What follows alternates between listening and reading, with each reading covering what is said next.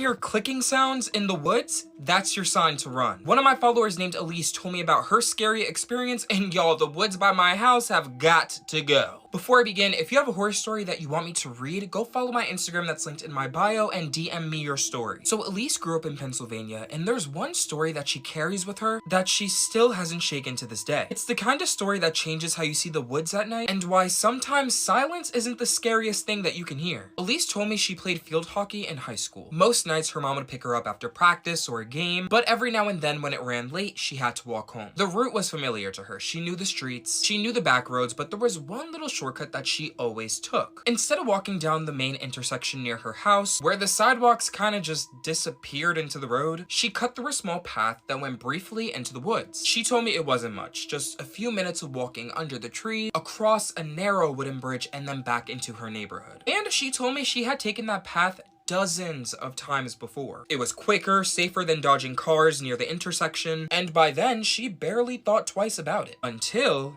that night. Elise told me it was late and the field hockey game had run longer than usual. And Elise started her walk home with her bag slung over her shoulder, the cool fall air biting her skin. The woods were quiet, almost unnervingly so. Just the crunch of her cleats in the gravel and the faint swish of her equipment bag against her leg. Now this is where Elise told me that things got interesting. When she stepped onto the wooden bridge, she heard it.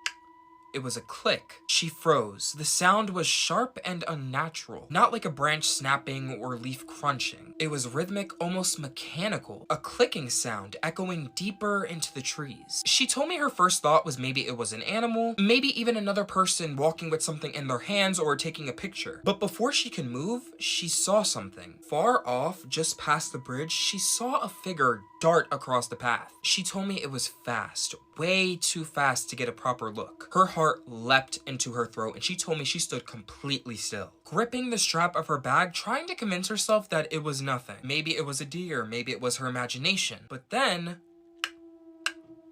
3 clicks, and this time it was clearer. Elise told me she slowly turned her head, scanning the woods. And that's when she saw it again. Not ahead of her this time, but behind, at the far edge of the path. It was just standing there, watching. She told me she couldn't make out details, just a tall outline against the tree. Her blood ran cold, and without thinking, she dropped her bag, which had her stick and everything she had been carrying, and she just ran. She sprinted out of the woods, down the street, her lungs burning, her legs screaming, not stopping until she was at the front door, fumbling with her keys. When her mom got home later that night, Elise told me she tried to explain everything that happened. The clicking sounds, the shadow, the figure standing near the path, but her mom didn't believe her. She laughed it off, saying it was probably an animal or stress from her game. Now that same night, Elise told me her mom drove back to the woods to pick up the equipment that Elise dropped. They pulled up to the edge of the path, headlight cutting across the trees. Her mom told her to wait in the car while she went in. Elise told me she sat there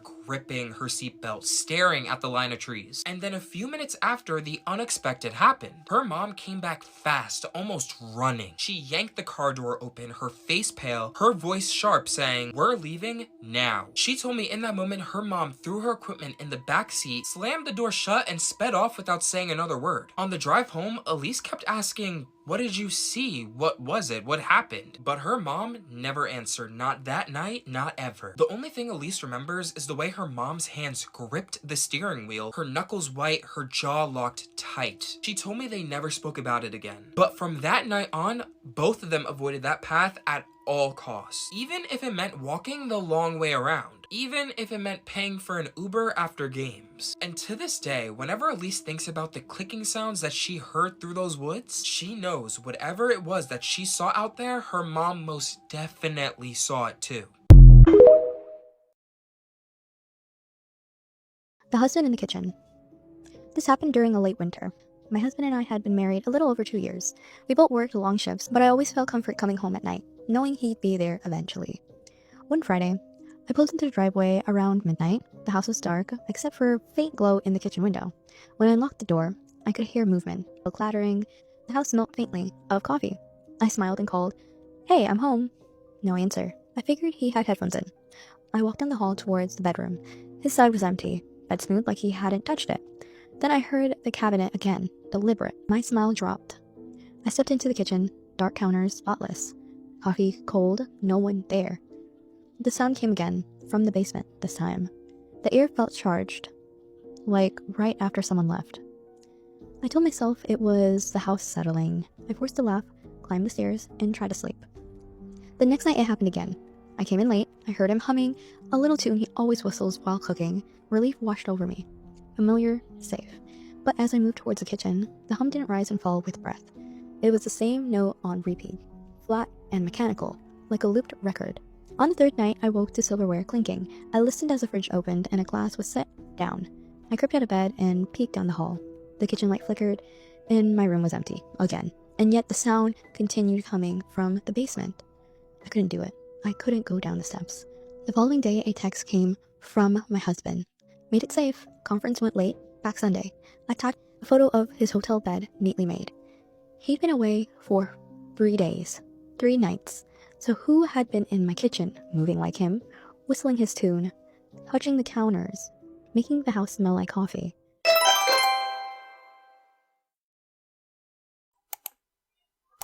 A Nevada stretch of US Route 50 is known as the loneliest road in America. Like, there are miles and miles of nothing. No cell service, no towns, no billboards, no lights. Long-haul truckers who use this route know that you fill up right before you hit this stretch and you keep going until you reach the next town. I'm giving you this context to introduce you to the spooky scary story time that I got from a truck driver named Rick, who is 51. He said he's been a long-haul trucker for about 30 years. And he said he's done the loneliest road many, many times. He knows what to expect. It's eerie in that at night it's just absolute darkness. You can't tell the road from the sky. But in the day there's really nothing to see either. The road is just flanked by old mining towns, rusty sheds, and some broken down cars. It's not uncommon to drive this and not see another car for miles and miles. And if you break down, you better hope for a miracle. But Rick is driving this route one night. He said he liked to do it at night. He was driving an 18-wheeler refrigerated truck, and he was well rested. He was ready for it, and he had just passed Austin, Nevada, which was the last gas station, for another 112 miles. He said he still had 2 energy drinks that he hadn't touched yet, and he was blasting the AC on his face and his feet just for an extra jolt of energy in this absolute darkness. He said he had just passed mile marker 237. It was around 2:40 in the morning. He knows because he looked at the clock when he saw 2 figures, backs toward him, walking along the shoulder of the road. One looked taller than the other. No thumbs out, no signs of distress, just walking. He barreled past them, and he didn't feel right about it because he said as he approached them, he saw no signs of them. Like, they weren't wearing any reflective gear. They were just suddenly there, and then he passed them and they were just suddenly gone. He said he drove for about another half mile before instinct hit him, and he was like, something about this isn't right. Like, there should not be people out here walking in the middle of the night. He said he hadn't seen another vehicle in about an hour. There was no cell service. There hadn't been a town, a rest area, or a turnoff in over 50 miles. And he decides maybe these people need help. So he slows down. He pulls into a maintenance road. It wasn't on the GPS. He just remembered it. It was just like a patch of gravel with old tire marks. But he had remembered it from doing this road so many times. He puts his flashers on. He kills the engine. He said the second he killed the engine and opened the door and jumped out of the truck, the silence hit him. Like, all he heard was the crunch of gravel underneath his boots. There was no wind, no insects, nothing, just dead silence. And he pulls out this flashlight, mag light. I guess it's like a really powerful flashlight that he kept charged. He turns the flashlight on and he starts walking back toward where he saw the people. He said he guesses he walked about 200 feet when he finds a set of footprints, and they're both barefoot. One is significantly larger than the other. The feet were turned inward. The other one was significantly smaller. It could have been a woman or a child, but the smaller prints had a weird depth, like the heel had been dug into the gravel, almost like... So alarm bells are going off in his head. He sees no signs of the people other than these footprints that just suddenly stop. So he shines the flashlight around, doesn't see anybody. He's very confused. Doesn't know if these footprints are related to these people that he saw or somebody else who had been there before. But his flashlight picks up something shiny in the road. So he walks over, picks it up, and it's a metal bracelet. It almost looked like a hospital band. That hard plastic, whatever. And all it says is ADL. He said he took a picture of it with his phone even though he had no service. And under the letters ADL, there's a string of numbers. His instincts are screaming at him to just leave it alone. So he starts walking back toward the truck. He climbs back in the cab. He starts the truck. He looks over and notices that his passenger door has been slightly opened, just an inch. He froze because he knew that he had not opened that door. He barely used that door, but it was just slightly open, maybe just an inch, if that, just enough to let the cold desert air in. He reached across, slammed it shut, locked his own door. He said not much scares him, but he felt like there might be someone in the cab. So he scans around behind him. Everything's in its place. Doesn't see anybody, but he decides he's going to try his CB radio. If there's any truckers here, maybe you can tell me what that means, but it's just static, so he can't get anybody. But as he's about to pull out, he said his subconscious was like screaming at him. It was like fear had recognized something that he didn't pick up on yet, and that's when he notices his cup holder is empty.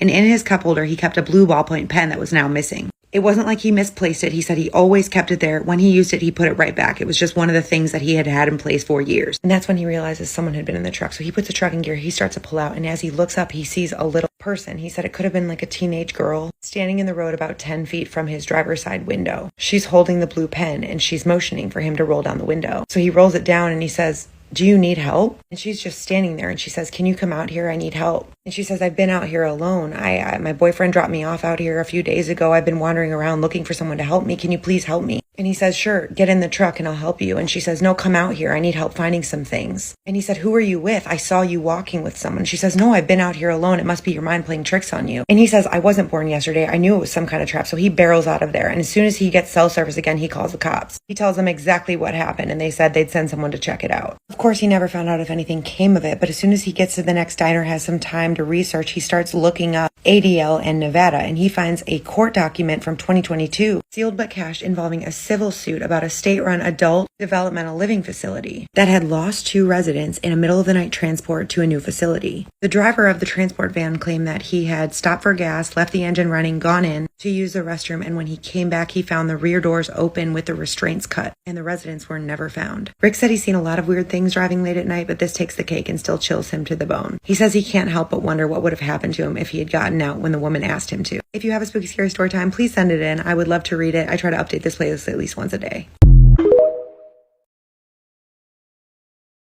Y'all, I've told y'all some stories before, but this one, oh my God. You know what? I'm gonna make this one part. I'm just gonna have to hear this. So there's this girl, and she told me this story from when she used to live in Haiti when she was younger. Her dad was in the US, but she used to live with her mom and her siblings in Haiti. And they had this neighbor, this lady, and she called her auntie because her and her mom were like really close. Like if she wanted to, she can sleep over her house to play with her kids. Like they were that close. And so one day she went over to their house to sleep over at her auntie's house. And, you know, she went over there, she was playing with her kids and everything. And then it was time for bed. And they were watching TV, waiting for themselves to fall asleep. And all of the other kids fell asleep except for her. Like, she couldn't sleep. And so she was just there watching TV. And at one point, she got thirsty. And at this point, she's thinking everybody is sleeping. So she goes to get her some water. And so she can go back to the living room. And since it was a sleepover, yes, they were sleeping in the living room. I used to do that too. We would all lay on the floor. It's so much more fun than you think. And so I don't know if you guys know, some of you guys may know, but the water is like the little packets of water. And it's like a little plastic bag of water. So she goes to the kitchen, she goes to the cooler,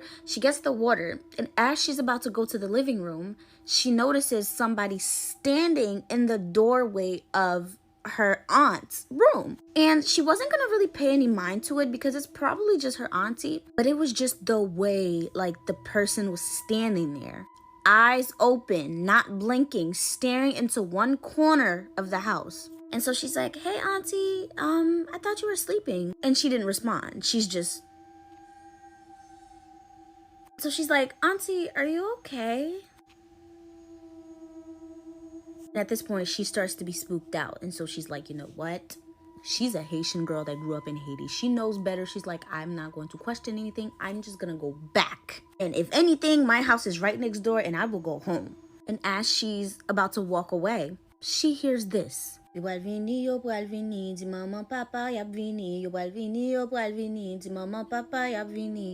translates to, they're coming. Tell your mom and dad that they're coming. Out of nowhere, she starts hearing drums to go along with what she's singing. She doesn't know where the drums are coming from. She just hears drums that's going along with her singing. And at this point, she's scared. Yeah, she's terrified. And before she knew it, she starts dancing. I mean like dancing. Like the whole... And she's like all over the kitchen, dancing. So she runs to wake up the kids. She wakes up the kids. She's like, oh my God, something is happening to your mom. I don't know what's happening. Something's happening. And so the kids get up and they see their mom in the kitchen and they didn't even budge. They were just like, oh, that's just Giddy. And they tell her, oh, that's just the Loa that possesses her sometimes. The Loa that she serves, she'll be fine. Let's just go back to bed. She's like, what do you mean? Do you not hear the drums? And they're like, yeah, I just told you that's the Loa. So you just gotta ignore it. Let her do what she does and it'll be over sooner than later. And she's like, actually, I think I'm gonna go home. The kids are like, oh my gosh, stop being such a scaredy cat. She's not gonna do anything to you. Let's just go back to sleep. And they leave and they go back to sleep. Except she couldn't go back to sleep after that. Especially while the drums are still going. She is still dancing, and she goes to the kitchen, and y'all, at this point, their mom is naked, like completely naked, like birthday suit naked, dancing, singing. And at this point, she really wants to go home, but she wants to call her mom, but she doesn't have a phone. But her auntie has a phone, but she can't use her auntie's phone because her auntie currently is possessed by a loa.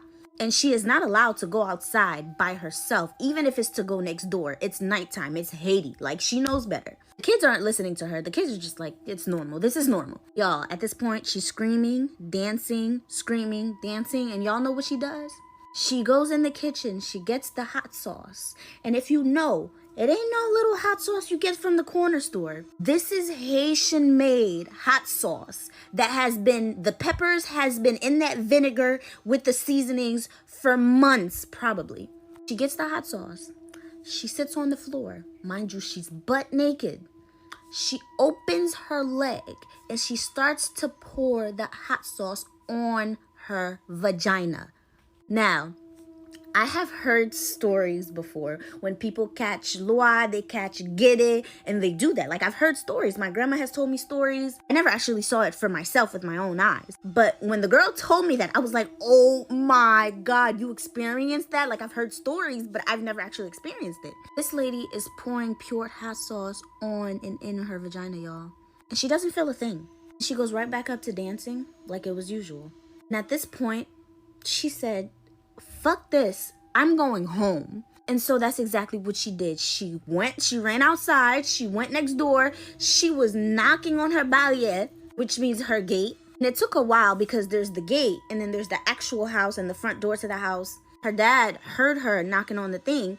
He came out, opened the gate for her. She's terrified. She's crying. She's in tears at this point. And her dad is like, what happened? And she explained to her dad, like, what was happening. And her dad is like, oh, okay, well, let's just go to bed. We'll take care of this tomorrow.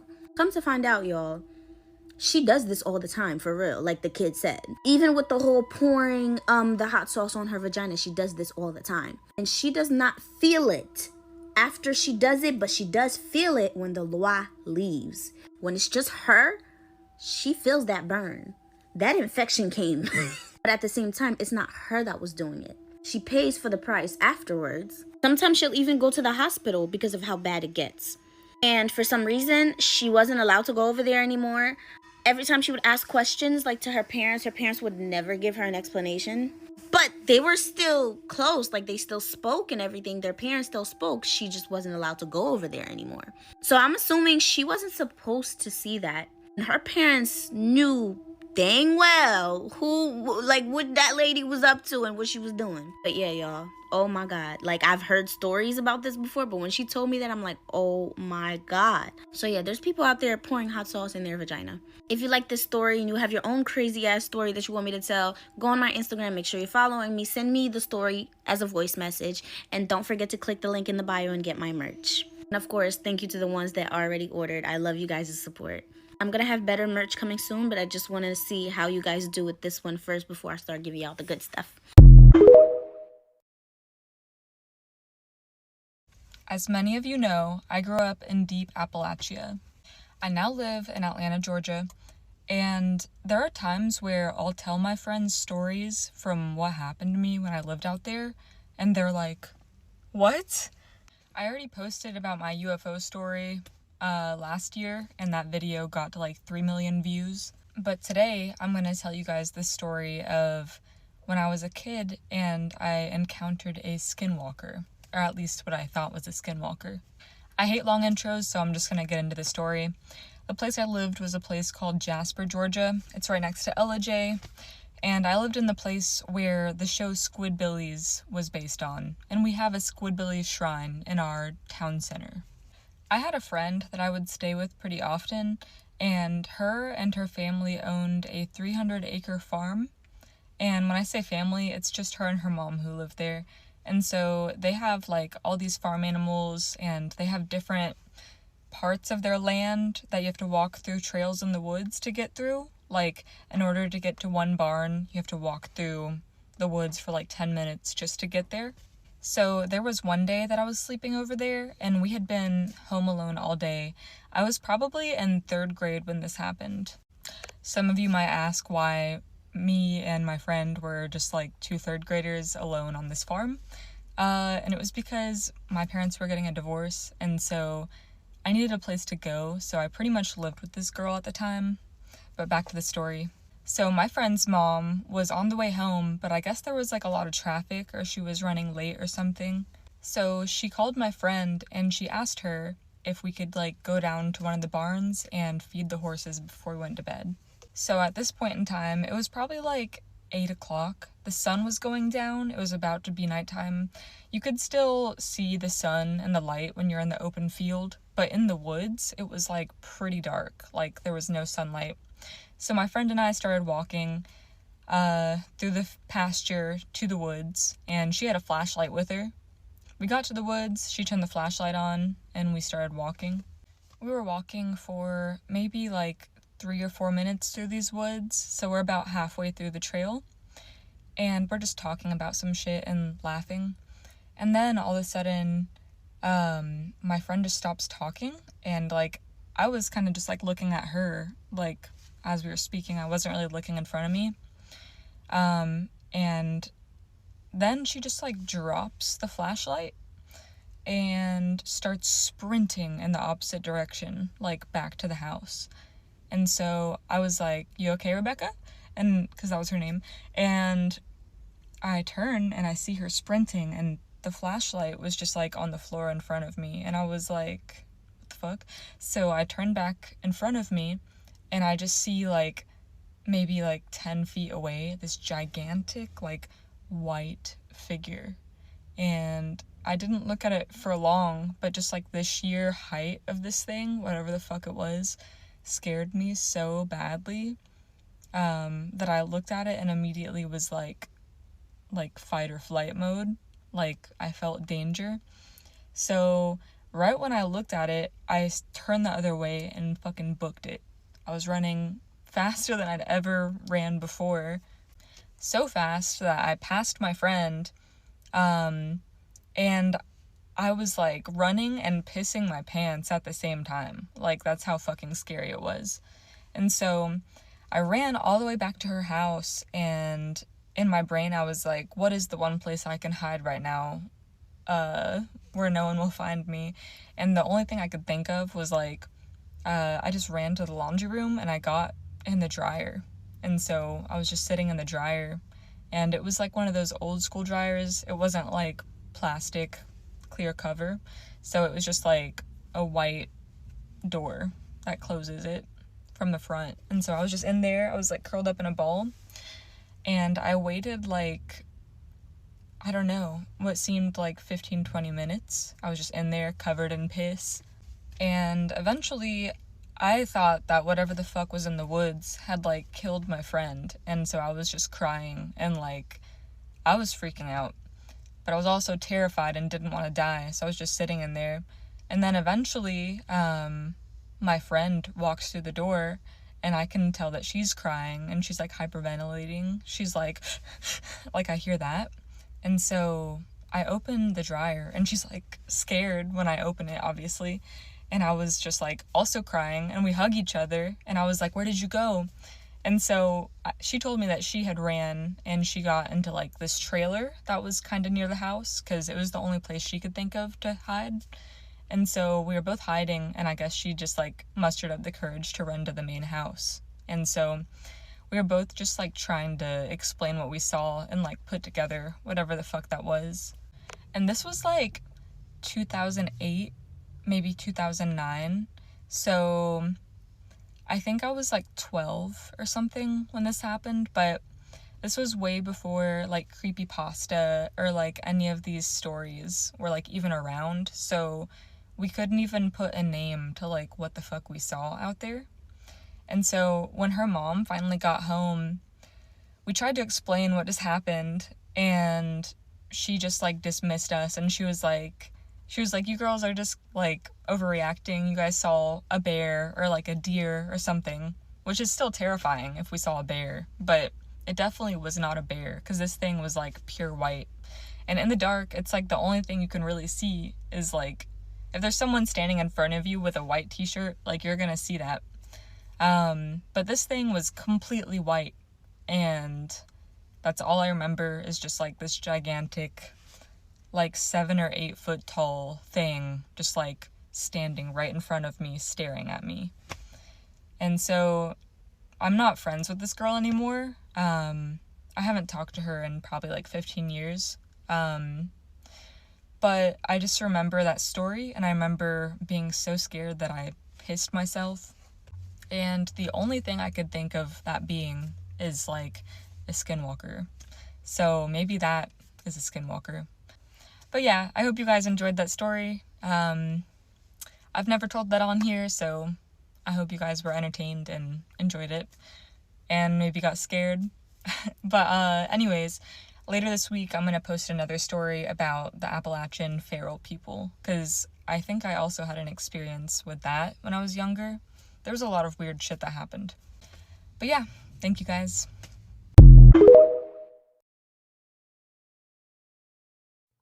I did not know that paranormal stories in the hood was a thing. But since it is, let me tell y'all about the time me, my mom, and my sister lived in a haunted house for over 10 years. This story is going to have multiple parts, so buckle up. This is just part 1. And this is when we first moved into the house, right? We not even fully moved in. Now, a little backstory. We found this house for cheap, and it was a nice house. It was like 4 bedrooms, 2 bathrooms, big ass. It was like a living room. Well, it was like actually like a living room, a dining room, and then kind of like an entertainment room. The house was huge, and we got it for a cheap price. And I remember like when I was telling my homeboy, one of my homeboys about it, I was showing him the house, like, yeah, this is what we moving into. And he kind of looked at me and he was like, you know that house haunted, right? I'm just like, man, get the fuck out of here, whatever. And he like, no, for real. An old white man used to stay there. He died in the house. And people say it's haunted. And ever since then, nobody has ever stayed in that house past a couple months because it'd be too much shit happening. Now, mind you, the way my homeboys be playing, I'm kind of thinking he just fucking with me, right? I'm just like, whatever. All right, so now fast forward to we moving in. We all going, me, my mom, my sister, we all going back and forth moving our shit in, right? So now at this point, the only people in the house is me and 2 of my cousins, right? And I'm showing them like the house. So I'm not going to go into details how it's set up because that's going to take too long. But long story short, my room, the reason I picked it, and it's a fucked up reason, but my room didn't have any windows. And I loved it because when you would cut the lights off, it would be completely pitch dark. And I would sleep all day up in that bitch. So I'm showing my homeboys my room. But right down the hallway is my sister's room. And she actually had the biggest room in the house. And so I showed them my room. And then I go down to the end of the hall. And I'm showing them my sister's room.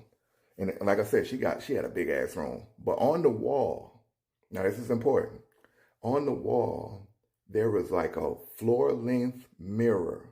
But it didn't have a frame or anything. And it was bolted directly into the wall where you couldn't move it. Like if you touch it, you can't move it. It wouldn't move at all. It's just right there in the wall. It was like 4 bolts on each corner holding it into the wall, right? So I take them in there. I show them my sister's room and shit. And then I go back into my room and they come into my room with me because I'm moving my shit in, right? I'm moving my clothes, books, knickknacks, all that good stuff. So while mind you, nobody's in the house but us. Me, my 2 cousins. While we're in my room and we just talking, I'm talking about all the shit we gonna be doing, yada, yada, yada. We hear a loud ass crash come from my sister's room. Now, we hood ninjas. So when we hear that, our first instinct is somebody in here with us. So we immediately dash into my sister's room, ready for action. Nobody's there. And the way the house was set up, nobody could have been in there. And they couldn't have came in and left without us seeing them or hearing them. The way the house is set up, right? So we get into the room. Nobody's there. And my sister hasn't moved into her room yet. So it's nothing in her room. Her room is completely empty.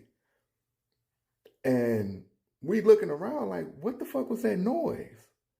And we look at the mirror and it's smashed. Like, so now we know what the sound was. At first, we didn't even know what the sound was. It was just the crash was so loud that it actually, like, we all like flinched before we ran to see what was going on. And the way the mirror was shattered, you would think somebody took a sledgehammer or something and just, slammed it into it. So now we in my sister's room and we just looking around like, what the fuck? Like, how did that happen? Because again, mind you, my sister, the mirror is bolted into the wall. You can't move it. You can't jiggle it. There was no type of give on it. You dig what I'm saying? So for it to just spontaneous shatter, there was no logical explanation. And we just kind of like, you know how you get that, oh shit, look, but then you try to laugh it off because we just like, and I'm like, oh, well, damn. And then, I make a joke like, well, damn. Motherfucker did say, the homie did say that the house haunted, haha, we laughing, but we kind of spooked. So now, like maybe an hour or so later, my sister shows up. And she's already been in the house, right? And, me and my two cousins, we in my room. We still in my room, chopping it up and shit. She goes in her room, and my sister got a temper. So she goes in her room, gets to yelling, and immediately comes to my room.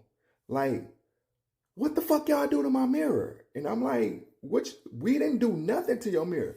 And she like, get the fuck out of here, man. I know y'all. Y'all was probably up in there play fighting and shit, and y'all done smashed the mirror, and y'all don't wanna take accountability or whatever. Like, what the fuck?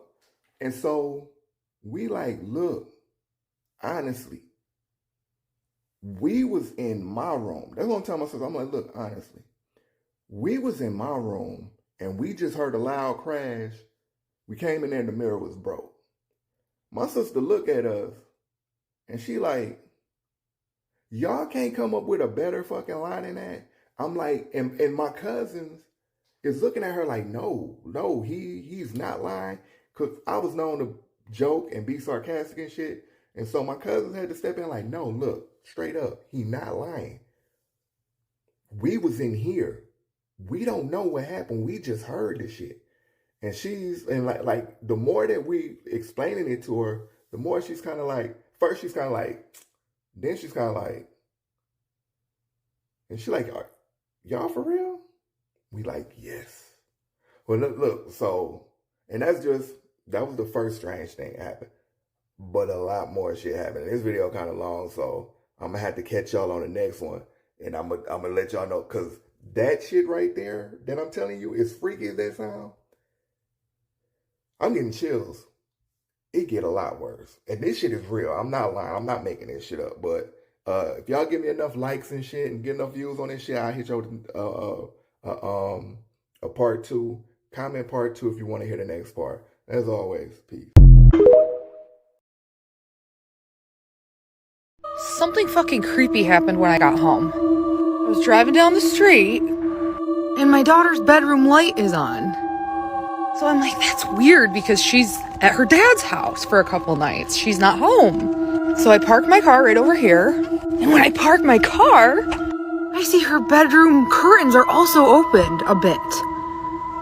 So now I'm freaked out, right? And my doors were locked. But my house was built in like 1910.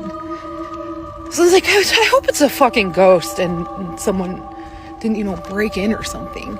So I have to actually go in my house right now and I'm recording it because I'm scared. All right, so here we go. I'm like shaking right now. Like my hormones are, like my adrenaline is going again. Like I have to go up my creepy dark stairs. None of the lights are on upstairs. This is not fun. And I've been hearing weird shit in the attic, bro. Oh, fucking spooky. That's her room. Just turn the light on. I don't know which way I should point the camera. Bro, I'm freaked out. I'm gonna go in my bedroom first. Turning the light on in here. Ah! Why isn't it turning on? Okay. This shit's scary. Dude, I don't want to go in there. Everything is like normal in here. But her painting fell. This painting she made was hanging on the wall and that fell. Her chair that belongs to her desk is here, but that just might be normal. Like maybe she was playing with it. I'm gonna look in her closet. Dude. Everything's normal. I'm gonna shut her light off. Like the LED lights are on in my other daughter's room and those always go on. Dude, it was fucking creepy. I'm looking behind the shower curtain. Ha! Nothing there. Weird. Like that light was off last night. I was here in my house sleeping. I hate when that light is on because if I close my door and the light is on, it shines through this crack. It's gotta be a fucking ghost. Like my house was built in like 1906, not 1910, 1906.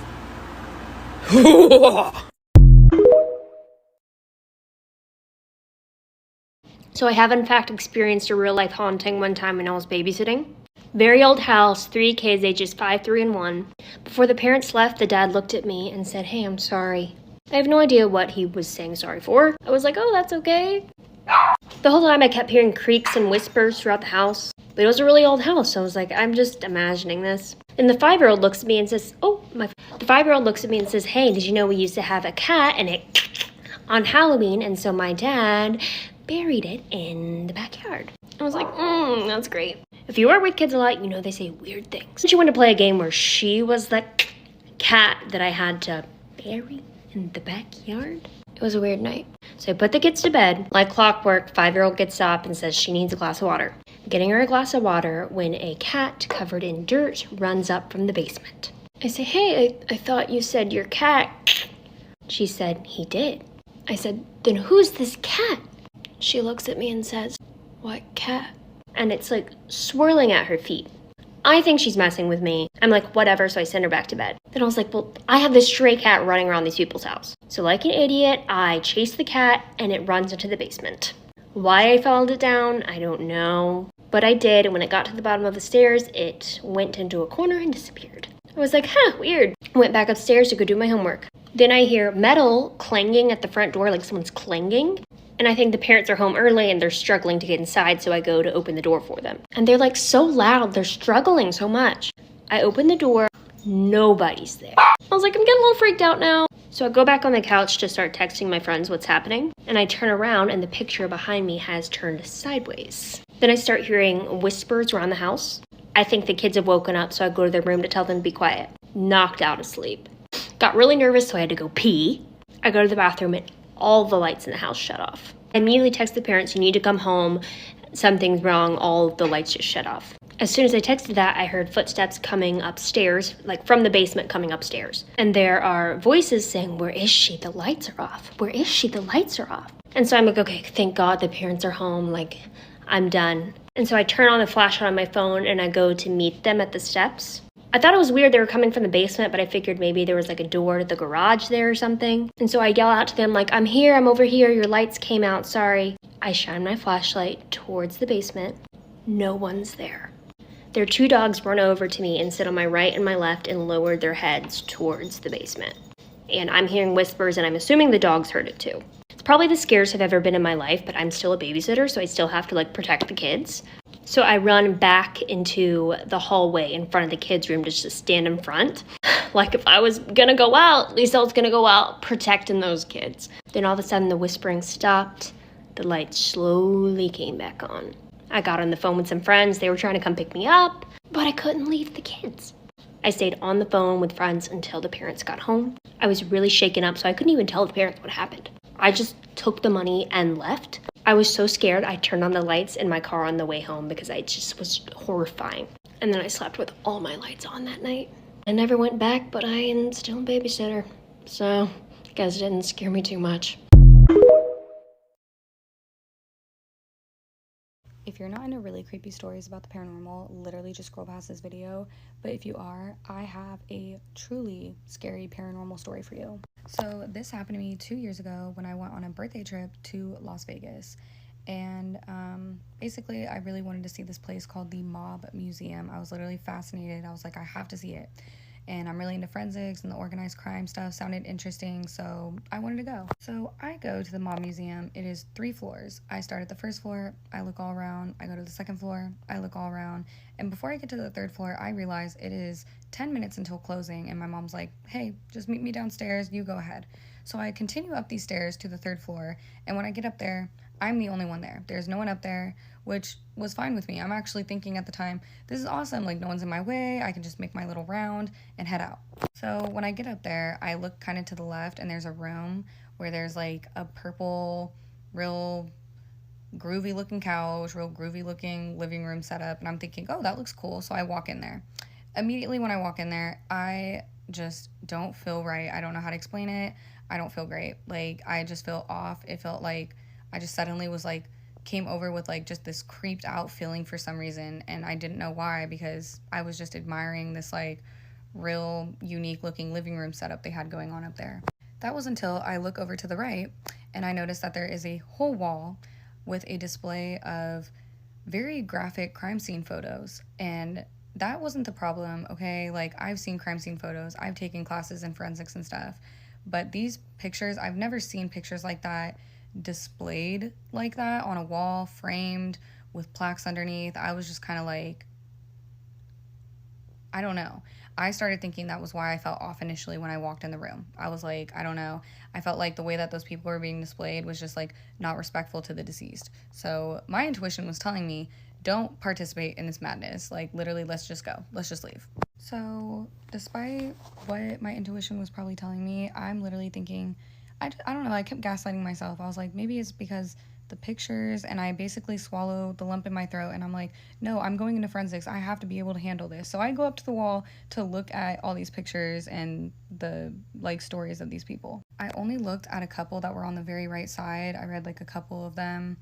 And then one of the other pictures from like over here somewhere caught my eye because it looked so old. It was like so saturated and so black and white that I was like, this looks like maybe the oldest picture on this wall. So I look at that picture.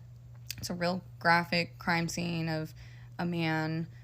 I cannot say anything else about it on this app. So I go up to this picture, I'm looking at it, and at some point I go to read the plaque. So I move my eyes down from the photo, and as soon as I'm not even joking, as soon as I start reading this guy's name, dude, bro, as I'm reading his name, feel an energy rise behind me. Like, it felt like a tall person was like standing behind me or something, and I don't know how to explain why I felt like this specifically, but it felt like something was like hovering over me. Like, I don't know how to explain. I don't know how to explain. I mean, it was just horrifying. It felt like something was like looking down at me, and I immediately feel like frozen. Like, the hairs on the back of my neck are standing up. I have chills up and down my spine. I am not good. And I start booking it out of that room, and I'm surprised I didn't literally full sprint jump down those freaking stairs, but something kept telling me like, don't run or I'm gonna give off like more fear, more energy of fear. I was fully doused in fear. It probably would have made no difference, but I get down to the first floor. So I finally get down on the first floor, and I have to go down this entire corridor, like this entire hallway, and it's kind of a short hallway, and then you have to turn right to get to the exit and entrance of the museum. But when I tell you this felt like the longest hallway in the world, I'm telling you it felt like the longest hallway in the world.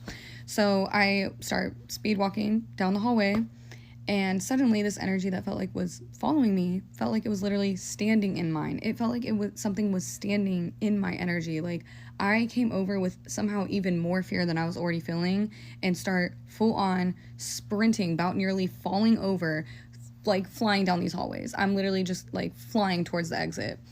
And I get up to my mom, and she's like, oh my God, are you okay? I was literally like, thank God that's over. And then I get home, and some weird happened at my house. Some weird stuff happened at my house, and mind you, I've had paranormal experiences before. I have had things whisper in my ear. I have had weird experiences, but nothing made me scared like this. Nothing in my life. And I've been through cancer and like a lot of other things. And this truly is the scariest thing that's ever happened to me. But if you want a part 2, let me know. So to everybody telling they scary stories about spirits and stuff like that, let me tell y'all about the time I came face to face with a mimic from the theater that I volunteer at. So boom, listen, I'm gonna do this all in one take. So I volunteer at a community theater, and that motherfucker haunted. There's something in that basement that does not like me, and I do not like it. I stay away from the basement. I can't stand the basement. I refuse to go into the basement alone. I would never go into the basement alone. Why? Because that thing that is in the basement makes me feel like it wants to hurt me. I don't have no problems with it, and I stay away from it. He has his problems with me. I don't know what they are, but, you know, it might be because I'm black. Anyway, so there's one night we were staying late from rehearsal. There was me, the stage manager, and my two best friends. So I'll name Madison and Jacob. Girl, hey, how y'all doing? I'll tell y'all in the video. Y'all can confirm that this shit happened. Okay, so me, Madison, and the stage manager, and Jacob, we're all having a kiki. We're cleaning the stage. We're sweeping them up and doing shit. We're having a fun time. We're just being.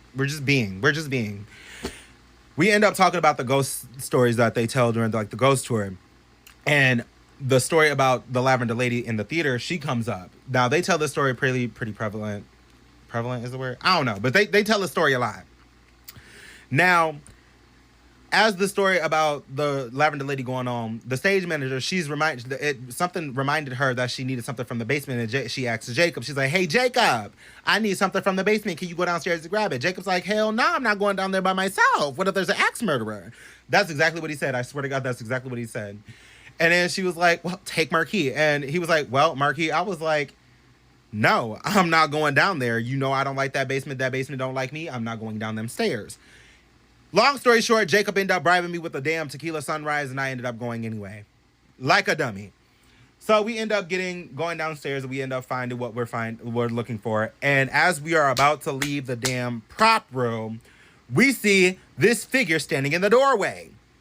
We both look, and in unison, I swear on my granny ashes, we say, "Ow!" at the same time. Because it was just standing there, solid figure.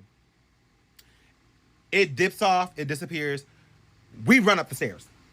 We both out of breath. We sitting here talking about some, yeah, bitch, we're not going back downstairs. No. They ask what happened.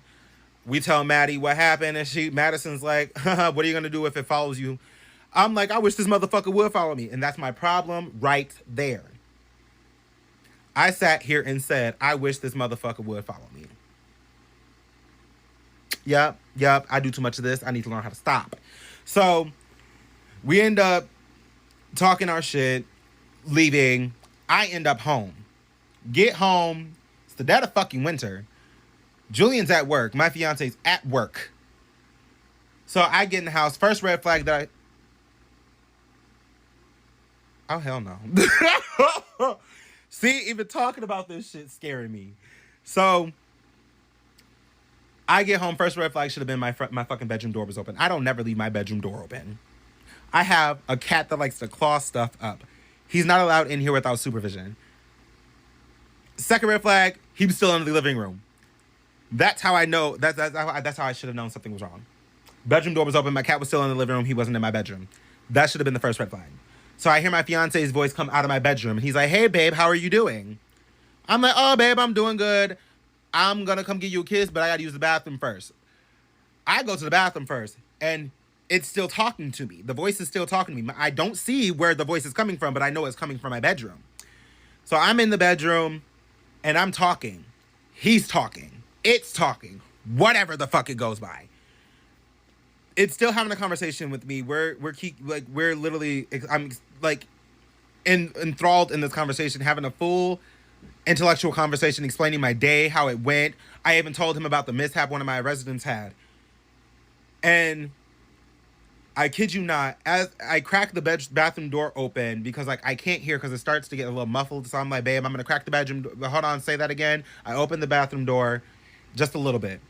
And I'm so deep in my phone on Royal Match. I'm not trying to plug them, I swear to God. I'm playing the little Royal Match game, and I swear to God, I see the door open a little bit more than how I had it. And as I'm like talking, I see something like stand in the doorway. And I'm thinking that my fiance came to be fucking be a fucking weirdo, because like we play like that. So I'm thinking it's him. But I swear to God on my granny ashes, when I looked up, this creature, this being, this entity, whatever you want to call it, when I looked up, it had my fiance's face. But the only difference about my fiance that it didn't it had red and gold eyes. I swear on my granny ashes, bro, on my altar to Aphrodite, it had red and gold eyes, and it was looking at me. I couldn't do shit but scream. I legitimately screamed. Like it was a full final girl scream. Like it was just. It was bad. Like it was terrifying. Like I felt like my heart fell out of my ass. Like it was terrifying. And as like I scream, it runs, and then my fiance just so happens to come in, and he's like running towards me because like he hears me screaming. He thinks something wrong. He's like, "What's going on? What's going on?" And I'm like, that was not you? Was that not you? Oh my god! Was that not you? And he's like, "What are you talking about?" I was like, "Bro, there was something in the house, man. There was something in the house." Girl, I finished up using the bathroom. I had him check the house to make sure that I was not alone, like to make sure like it was gone. I called Madison after that to have her come to cleanse my house. I was so like I couldn't even focus on doing it myself. I had Madison come to my house and cleanse it, and I will tag her in the video, and she will literally confirm that this has happened. Like I was like, and even just thinking about it, I'm like, just thinking about it, and then like. It was like what really was like the scariest part about it was it wasn't like a masked shadow. It was like a solid human being. Like if you could see me, like that's what it was. And I did not sleep that night. Like I remember I didn't sleep that night. I ain't go, not for legal reasons. This is a joke, but I took one of Juju's Adderalls to go to work the next morning because I did not go to sleep. Like, it was so that was the most terrifying shit I have ever been through. But yeah, that's my scary story. That's my story with the paranormal. But I have a couple more. I could tell y'all about the time I had a dream that I danced with a demon. This story is so creepy that I have to force myself to stop thinking about it. It came from one of my followers that wants to stay anonymous, but the basis of her story was seeing a person that was not human. And I know that sounds crazy, but just listen to this. So she starts by explaining that she was using the bathroom in public one day, and as she's sitting in the stall doing her business, she hears the door open. And you know how the bathroom stalls, at least here in America, have those huge cracks where you can kind of peek out and others, unfortunately, can peek in if they really wanted to? Well, as she's sitting there on the toilet, she hears someone come in, so she kind of leans over to peek out and see who's in there with her because she notices that this person doesn't go into a stall. When she looks out, she sees this lady standing in front of the bathroom mirror, and she's just standing there, kind of smiling at herself in the mirror. The girl in the bathroom stall that sent me this story is thinking, okay, this is kind of weird, but she's just gonna mind her own business. She peeks out a couple more times, and this girl is still standing there in front of the mirror, just making different facial expressions at herself.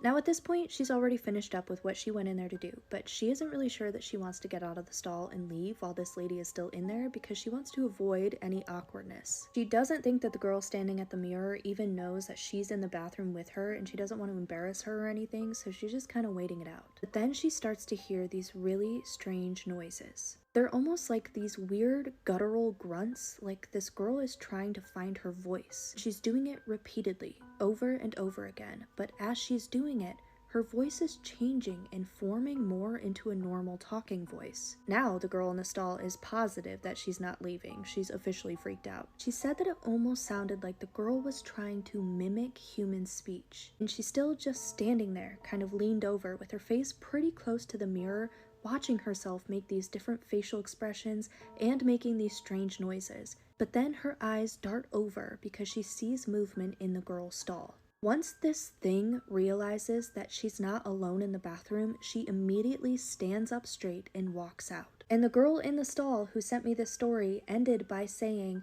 Whatever it was knew what it needed to do to blend itself into human society. So my mind can't help but wonder, what was it if not human, and why is it trying to mimic human form? I know y'all seen that white girl video. She live in the Appalachian Mountains. She's talking about she clean the inside and the outside of her windows because she don't like pollen buildup. Then one day she looking out the window and she see handprints on her stuff like this. She literally showed the handprints in the video. It's like this, like somebody looking into her place. She go check one of her 5 Ring cameras. It caught nothing. It caught nothing. She said there's no way to get on up to that window without being caught on camera. She caught nothing. But again, she said she live in the Appalachian Mountains. After all I hear, I wouldn't dare take my black ass up there. But you know, they do it. They do it. I think they love it for the thrill. You know what I mean? Then on top of that, she said she wake up to her dog going berserk in her room because she don't even like being out and about in her house when it's dark. So her dog sleeping there with her because she ain't gonna let her dog be out there. She said she wake up to her dog going crazy and the hair standing up on his back. He's barking at the door. She said she jump off the bed and she locked the door. Black approved, because don't go check it out. She didn't go check it out. Black approved. You're gonna have to blow the door off the hinges to come get me out of this room. Anyways, she waits till the morning. She go out there. She said she had 2 Stanley cups upside down on a drying mat. They was both in the sink, right next to each other, stood up. And it happened not once, but twice. This is the part that clears me. She go ask the landlord, do he have any history on the house? Like, who was there before her? Woo, woo, woo. He said, no, we just bought the property and rented it out. Thought it'd be a good opportunity. She goes searching. She found the person living in the house. He died in the house. She said he just was an old veteran, whatever. The family name is listed in the obituary. So she looking at the family. She found somebody in obituary that lives still in the area. His son. Why is the landlord pictured with the son that he said he didn't even know about? So you knew that man died in that house. You still sold that house to that girl without even telling her. That's fishy. That's fishy. Girl, I would have been world's fastest packer. I don't even play like that. Handprints, loud crashes. And you know when animals get to going crazy, it's raps. Girl, she's talking about she's still under lease, so she can't do anything about it. Well, baby, I have 50,000 things you can do about it. Oh, hell no. Like, literally, I reposted the video so you didn't have to go look for it. But, baby, like, good riddance. Alex, get the hell out of that house, girl. Somebody said that they will never go back to New Orleans, and this is why. I am back with another spooky story, and you may not want to watch this one at night. So Daphne went to New Orleans last summer with 2 of her friends. They wanted the authentic experience. So they booked this place off Dauphine Street. It looked harmless. Bright blue shutters, iron balcony. They had that charming French Quarter vibe. And inside of the house had antique furniture, and if you're into that stuff, like, it was beautiful. It had like this old vibe to it. Well, the first night, nothing was really off. Besides the house being insanely humid, everything seemed normal. Daphne kept waking up at 3 or 4 a.m. because it felt like someone was standing at the end of her bed. You know that feeling in the room when someone's there? But when she looked, it was just shadows from the ceiling fan. The second night, that's when things started to pick up. Around 2 a.m., she woke up to pacing in the hallway. Slow, heavy steps. She thought it was one of her friends, so she called out. And the steps stopped right outside of her door. She didn't move for almost an hour. When she finally got the courage to open that door, the hallways were empty. Both of her friends were knocked out in their rooms. And by the third night, yeah, everybody had a story to tell. A friend said she woke up to someone tugging on the blanket at her feet. One of them swore she heard a woman crying in the living room. At first, everybody was laughing about it until they noticed something that would shut them up. Every single morning. Now, mind you, they were supposed to stay there for 10 days. Every morning, the chairs had been pulled out from under the dining table as if someone had been sitting there. They would always put them back every night, and sure enough, every morning they would wake up to all the chairs scattered. The next night, one of her friends swore she heard someone dragging furniture in the living room. So they all went and checked, and that's when they noticed that the chairs were moving on their own from under the table. Now, by night 5, this is when they decided that they couldn't do this anymore. At that point, everybody was exhausted. Daphne was dozing off and she felt the mattress sink, as if someone had just sat down beside her. Her phone slipped out of her hand, and in the black screen reflection, she saw a woman's face over her shoulder, pale, eyes wide open. And when she whipped around, nothing was there. One of the friends had sleep paralysis in the other room, and in her paralysis, she saw this pale woman standing there with blood rushing down her cheeks and running toward her on the bed. And when the woman got close enough, the friend woke up. And the other friend woke up screaming that night. She said something grabbed at her ankle and scratched her feet. They saw like fingerprints like on the floorboards as if someone was crawling under the bed. They said that's all they needed to see. They left at sunrise and none of them looked back. Coco, New Orleans is haunted.